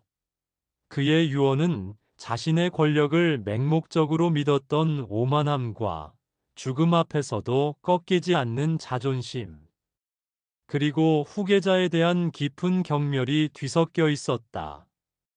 그는 자신의 삶이 단지 탐욕 때문이 아니라 황제를 위한 충심이었다고 믿는 듯 했다. 2월 22일, 옥중에서 허셰는 자결했다. 그의 나이 49이었다. 그의 죽음과 함께 그가 구축했던 부패한 화신 넘어가기의 시대는 공식적으로 막을 내렸다. 가경제는 즉시 허센의 저택을 몰수하고 그가 축적했던 막대한 재산을 국고로 환수하라는 명을 내렸다. 왕부와 유용이 이끄는 조사단은 허센의 화화저택에서 끊임없이 쏟아져 나오는 재물 목록을 기록했다. 그 목록은 마치 제국의 역사서를 연상시킬 정도로 길었다. 황금 10,000냥, 백은 수억냥, 진귀한 비단, 보석, 옥기, 서화, 그리고 수십 년간 지방에서 상납된 곡물들까지. 그 규모는 청나라가 20년 동안 나라를 위해 쓸돈하고 맘먹었다. 북경의 저작거리에서는 허센이 쌓은 재물로 가경제가 10년을 다스릴 것이다. 이러한 새로운 속담이 돌 만큼 상상을 초월하는 부정축제 규모였다. 화신을 넘어가면 가정제를 넘어선다는 이전의 속담이 화신의 재물이 가경제의 재정을 보충한다는 역설적인 현실로 바뀌는 순간이었다. 허센의 죽음은 황궁의 모든 사람들에게 깊은 충격을 안겨주었다. 허당 일파는 정치적 청산 과정에서 처벌받고 그들의 요직은 가경제 측근들로 교체되었다. 허센의 동생 허림은 그가 구축했던 시윈의 대신의 자리에서 끌려 내려와 유배형에 처해졌다. 허센의 아들 풍신은덕은 비록 이미 사망했지만 그의 가문의 명예는 땅에 떨어졌다. 그의 부인 풍신씨는 남편의 몰락과 함께 비극적인 삶을 마감했다. 허센의 저택을 지키던 하인들은 몰수된 재산을 보며 허탈한 표정을 지었다. 우리 주인이 평생을 모은 재산이 결국은 이렇게 허무하게 사라지는구나.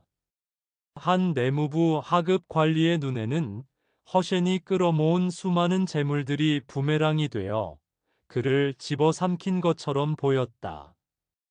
가경제는 허센의 처형을 통해 무너진 황제의 권위를 다시 세우고 부패한 조정의 기강을 바로잡고자 했다. 그의 얼굴에는 개인적인 원한을 갚았다는 만족감과 함께 새로운 시대를 이끌어야 한다는 막중한 책임감이 교차했다. 이제 새 시대가 시작된다. 짐은 이 허물어진 제국을 다시 일으켜 세울 것이다. 가경제는 태화전에서 엄숙하게 선포했다. 그의 결단은 청나라의 새로운 중흥을 알리는 서곡처럼 들렸다. 그러나 허센의 처형이 청나라의 중흥을 가져왔는지 아니면 오히려 더 큰 쇠퇴의 연속을 알리는 서막이었는지에 대한 역사적 평가는 엇갈렸다. 허센의 죽음은 한 간신의 종말을 넘어 걸륭시대의 화려함 뒤에 가려져 있던 청나라의 깊은 병폐를 드러내는 상징적인 사건이 되었다. 그의 재물이 환수 조치되어 일시적으로 국고를 풍요롭게 했지만 제국을 좀먹는 부패의 씨앗은 이미 깊이 뿌리내려 있었다.